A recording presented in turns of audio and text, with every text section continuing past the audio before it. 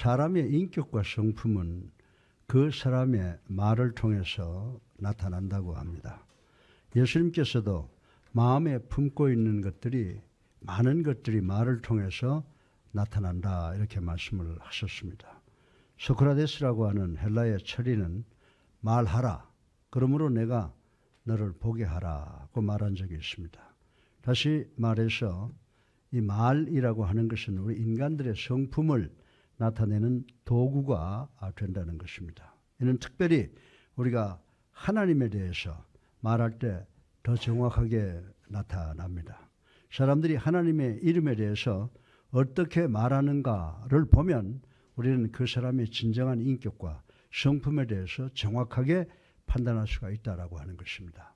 오늘 설교 본론은 두 가지의 상반된 내용이 되겠습니다. 첫 번째는 하나님의 이름을 무의미하게 남용하는 것과 평가절하와 그리고 위선함으로 하나님의 이름을 망령되게 일컫는 것을 생각을 해보겠습니다. 그리고 둘째로는 하나님의 성호, 하나님의 이름을 바르게 사용하고 하나님의 이름을 승리를 위해서 선용하는 경우를 생각해보고 우리 모두 은혜 받기를 주님의 이름으로 축원합니다. 따라서 오늘 설교 본론의 첫째 부분으로 우리들이 어떻게 하면 하나님의 거룩한 이름을 남용하고 평가절하하고 그리고 위선적으로 대함으로 망령되게 일컫는 것이 되느냐를 생각을 해보겠습니다. 그러면 먼저 하나님의 거룩한 이름을 남용함으로 하나님의 성호를 망령되이 일컬을 수 있음을 생각을 해보겠습니다. 세상의 모든 죄는 다 더럽고 추악하고 무섭습니다. 그러나 하나님의 이름을 함부로 남용함으로 모독하는 것은 머리가 빈 깡통과 같은 전응하라는 것과 마음이 부정하다는 증거라고 성경은 우리들에게 가르쳐주고 있습니다. 그런데 성경을 보면 하나님의 거룩한 이름을 모독함으로 하나님을 망령되게 일컫는 자는 분명히 하나님의 징계를 피하지 못하게 될 것이라고 선언하고 있다라고 하는 것입니다. 그러면 하나님의 거룩한 이름을 남용함으로 모독하는 것을 통하여 하나님의 거룩한 성호를 망령되게 하는 경우가 가장 많이 있음을 생각을 해보겠습니다. 이 경우는 아주 쉽게 하나님을 경멸하는 태도를 말씀드릴 수가 있습니다. 다시 말해서 우리 예수님의 고귀하고 거룩한 이름을 이 세상에 쓰레기와 같은 것들, 즉 욕주거리와 농담 등등을 섞어서 사용하는 경우를 이야기할 수가 있다라고 하는 것입니다. 가끔 우리 성도들은 우리 주변에 있는 사람들을 경멸함으로 상처를 입힐 때도 없지 않아 있다라고 하는 것입니다. 그래 놓고는 절대로 의도적이 아니었다라고 변명을 하게 됩니다. 그러나 여러분들 오늘 말씀 잘 들으시기 바랍니다. 하나님을 경멸하는 사람들은 부족한 우리 인간들을 경멸하는 것이 아닙니다. 하나님을 경멸한 사람은 이 중에 가장 이름 높은 이름의 소유자인 여호와 하나님을 경멸하는 것이 된다라고 성경은 이야기를 하고 있습니다. 이 이름은 가난한 자를 먹게 하시고 눈먼 자의 눈을 뜨게 하시고 병든 자를 치료하시고 죽은 자를 일으켜 세우시고 그리고 우리를 구원하시는 이 땅과 이 하늘 아래 가장 높고 유일한 이름인 예수 그리스도의 이름이라고 하는 사실을 우리는 분명히 깨달아야 된다라고 하는 것입니다. 그런데 우리는 이 이름을 남용하는 것 정도가 아닌 것입니다. 이런 사람에게 있어서 하나님은 집안의 애완동물보다도 못한 존재다라고 말씀을 드릴 수가 있습니다. 이 사람은 하나님의 이름을 아무 의미 없이 농담에 섞어서 말하고 시도 때도 없이 거론하는데 이것이 바로 하나님의 이름을 남용하여 망령되게 한다는 의미가 되는 것입니다. 우리 다 같이 출애굽기 20장 7절을 한번 읽어보겠습니다. 시작. 너는 내 하나님 여호와 이름을 망령되게 부르지 말라. 여호와는 그의 이름을 망령되게 부르는 자를 죄 없다 하지 아니하리라. 아멘. 이 말씀의 의미는 이 세상에 누구도 그 누구도 죄 짓지 않는 완전한 사람은 없다는 말씀인 것입니다. 쉽게 말해서 남을 욕하고 비난하고 빌어먹을 자식 지옥으로 꺼져라 라고 하는 것이나 살인을 하고 도둑질하고 성폭행을 하는 것은 같은 종류의 죄라고 성경은 우리들에게 가르쳐 주고 있다는 사실을 우리는 알아야 된다고 하는 것입니다. 사랑하는 성도 여러분, 그런데 우리가 이런 죄를 저지릅니다. 여러분들은 우리를 창조하신 하나님의 값보다 피조물인 인간의 값을 더 귀하게 매기고 귀하게 여기고 있기 때문이라고 말씀을 드릴 수가 있습니다. 그래서 오늘 본문에 보게 되면 여호와는 그의 이름을 망령되게 부르는 자를 죄 없다 하지 아니하리라라고 엄히 꾸짖고 있다는 사실을 우리는 기억을 해야 된다라고 하는 것입니다. 하나님의 이름을 남용하여 망령되게 일컬으면 우리들의 인격과 성품이 부패하고 부정해진 증거라고 성경이 우리에게 가르쳐주고 있습니다. 본문 하반절을 또 한번 보면요, 뭡니까? 여호와는 그의 이름을 망령되게 부르는 자를 죄 없다 하지 아니하리라라고 하셨습니다. 이 말씀의 의미는 우리는 우리 자녀들과 또 우리 주변의 친지들에게 못된 놈, 안 될 놈, 빌어먹을 놈, 그리고 꺼져버려라 등등의 말을 아주 쉽게 하는데, 이런 것 모두가 다 하나님의 이름을 남용하는 죄가 된다고 성경은 우리들에게 누누이 가르쳐주고 있다고 하는 것입니다. 지금 우리 모든 그리스도인들은 세상을 향해서 예수 그리스도의 십자가와 보혈을 믿음으로 이 세상에서 복받고 천국에 가자고 권면할 때라고 하는 사실을 우리는 깨달아야 되는 줄로 믿으시기 바랍니다. 사랑하는 성도 여러분, 이 욕 속의 사람의 마음 속에서 사람을 향해서 얼마나 무서운 미움과 증오가 함축되어 있느냐라고 하는 것을 알 수가 있습니다. 만약에 여러분들이 하나님께 하나님 저 사람 좀 치워주세요, 저거 안 데리고 가나? 만약 이런 기도를 한다고 한번 가정을 해보십시다.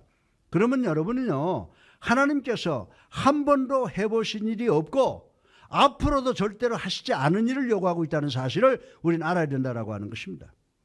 사랑하는 성도 여러분, 하나님께서는 절대로 그 어느 누구도 저주해 본 일이 없습니다. 그러나 인간은 서로 저주하기를 아주 쉽게 합니다. 예수님께서 이 세상에 오신 목적은 세상을 심판하러 오신 것이 아니라 구원하기 위해서 오셨다고 하는 사실을 분명하게 기억하는 우리 성도들이 되어야 되는 줄로 믿으시기 바랍니다. 인간이 서로 저주하는 원인은 인간들은 도덕적으로 영적으로 자살했기 때문이라고 성경이 이야기를 하고 있습니다. 인간은 하나님을 향해서 등을 돌렸기 때문에 하나님을 배반하고 반항을 합니다. 이는 전전능하신 하나님에 대한 이해의 부족이 나타나고 있음을 보여주는 것이라고 성경은 이야기를 하고 있습니다.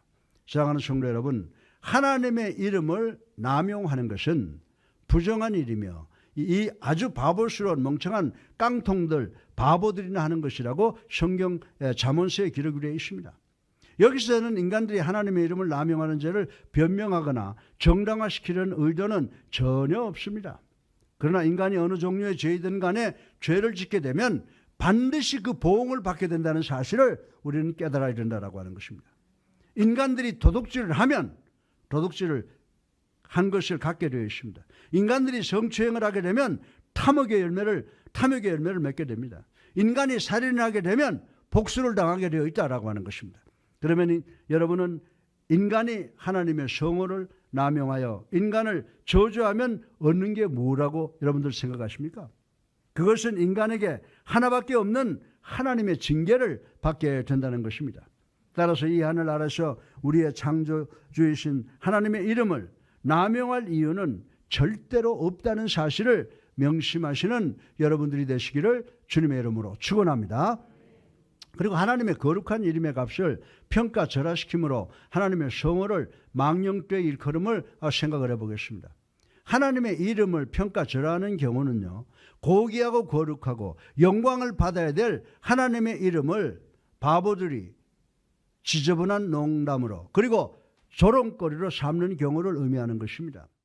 우리 다 같이 에베소서 5장 4절을 읽어보겠습니다. 시작. 누추함과 어리석은 말이나 희롱의 말이 마땅치 아니하니 오히려 감사하는 말을 하라. 아멘이죠. 예수님께서 우리들에게 가르쳐주신 기도를 보면요, 하늘에 계신 우리 아버지의 이름을 거룩히 여김을 받으시오며 라고 기도하라고 우리에게 가르쳐주셨습니다. 여러분들은 예수 그리스도의 이름을 평가절하시키지 마시고 하나님의 존귀하신 이름을 거룩히 여김을 받게 하시는 여러분들이 되시기를 주님의 이름으로 축원합니다. 또한 우리가 위선을 하는 것을 통해서 하나님의 거룩한 이름을 망령되게 일컫는 죄를 지을 수가 있음을 생각해 보겠습니다. 우리 다 같이 이사야서 48장 1절을 읽어보겠습니다. 시작.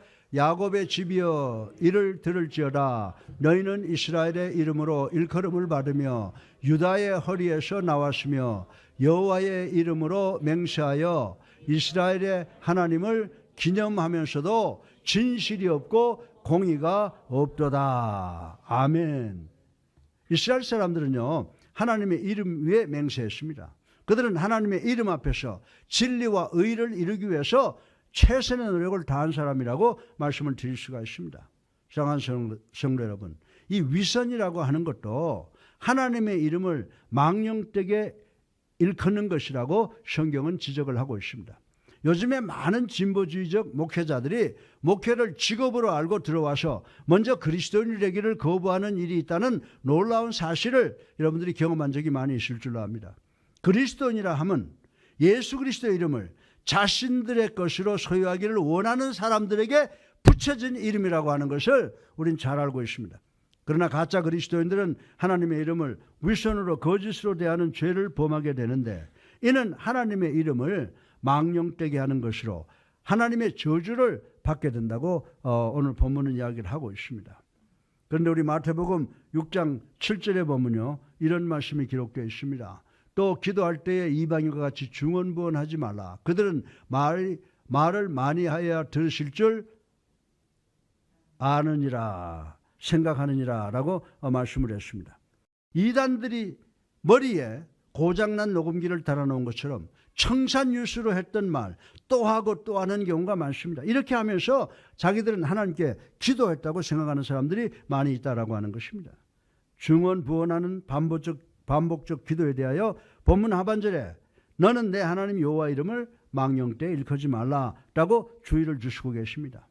무의미한 기도, 무의미한 찬송과 영광과 그리고 무의미한 예배 모두는 하나님께 드리는 위선적 행위라고 하는 사실을 우리는 깨달아야 된다라고 하는 것입니다. 오늘 우리는 찬양하고 기도하고 말씀 상고를 통해서 예배를 드리고 있습니다. 우리가 마음과 뜻과 정성을 다해서 찬양을 부를 때 그 찬양은 하나님께 대한 영광을 돌리는 찬양이라고 하는 것입니다. 그러나 많은 사람이 기도하며 찬양을 통하여 예배를 드리지만 생각이 세상에 나가 있다면 이는 하나님을 향한 위선이므로 하나님의 이름을 망령되게 일컫는 것이 된다는 것입니다. 우리는 주 예수보다 더 귀한 것이 없네라고 찬송을 합니다. 여러분들은 진정으로 주님보다 더 귀한 것이 없습니까? 천부여 의지 없어 손들고 옵니다라고 찬송을 합니다. 여러분은 진정으로 이 세상을 다 포기하고 주님께 손들고 나오고 있는지 가슴에 손을 얹고 한번 생각해 보시기 바랍니다.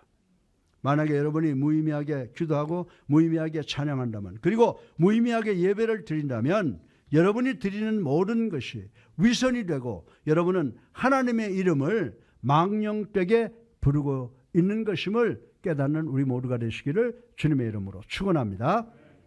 우리가 어떻게 하나님의 이름을 망령되게 부른다고 했습니까? 첫째로 하나님의 거룩한 이름을 남용함으로, 둘째로 하나님의 거룩한 이름을 평가절하시킴으로, 그리고 셋째로 하나님의 거룩한 이름을 위선으로 대함으로 하나님의 거룩한 성호를 망령되게 일컬을 수 있음을 명심하시고 늘 조심하시는 우리 예수 하나님께 성도 여러분 되시기를, 그리고 제가 되기를 주님의 이름으로 축원합니다.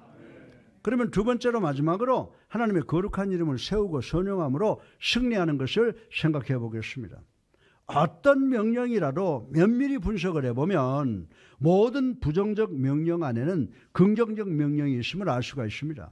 제가 만약에 추운 겨울날 교회 밖에 있는 교우들에게 밖에 있지 마세요 라고 말씀을 드렸다면 그 말씀은 분명히 부정적으로 들릴지도 몰라도 실은 안으로 들어오라고 하는 긍정적인 말씀이라고 말씀을 드릴 수가 있습니다. 따라서 성경에서 하나님의 이름을 망령되게 일컬지 말라고 하셨는데 이 말씀의 의미는 하나님의 고귀한 이름을 남용하지 말라, 평가절하지 말라, 그리고 위선하여 모독하지 말라는 부정적인 표현입니다. 그러나 이 말씀의 의미는 하나님의 이름을 거룩하게 여기고 유용하게 사용하고 그리고 하나님의 이름에 존귀와 찬양과 영광을 돌리라는 긍정적인 발언인 것을 우리는 깨달아야 되는 줄로 믿으시기 바랍니다. 그러면 우리는 어떻게 하나님의 이름을 올바르게 사용하여 승리하게 합니까? 여러분이 예수님을 나의 구세주로 살아계신 하나님의 아들로 믿고 영접하면 여러분은 하나님의 이름을 선행하고 승리하는 데 사용하시는 것인 줄로 믿으시기를 주님의 이름으로 축원합니다. 우리 다 같이 마태복음 1장 21절을 읽어보겠습니다. 시작. 아들을 낳으리니 이름을 예수라 하라. 이는 그가 자기 백성을 그들의 죄에서 구원할 자이심이라 하니라. 아멘이죠. 이 말씀은 아기 예수께서 성령으로 잉태하신 아기임을 선포하고 있는 것입니다. 여러분들이 주님의 이름을 선언하면 구원받는다고 하는 의미입니다. 그리고 사도행전 4장 12절에 보면 이런 말씀 있잖아요. 한번 읽어보십시다. 다른 이로서는 구원을 받을 수 없나니 천하 사람 중에 구원을 받을 만한 다른 이름을 우리에게 주신 일이 없음이라 하였더라. 아멘이죠. 또 로마서 10장 13절에 보면요. 누구든지 주의 이름을 부르는 자가 구원을 받으리라 라고 선포하고 있습니다. 사랑하는 성도 여러분, 왜 성경 말씀마다 주의 이름을 부르는 자는 구원을 얻는다고 강조하고 또 강조했습니까? 그 이유는 이 세상에 수많은 하나님에 대한 가짜 이름이 많이 있기 때문인 줄로 믿으시기 바랍니다. 요즘에 우리 주변에 가짜가 이단이 성행하고 있습니다.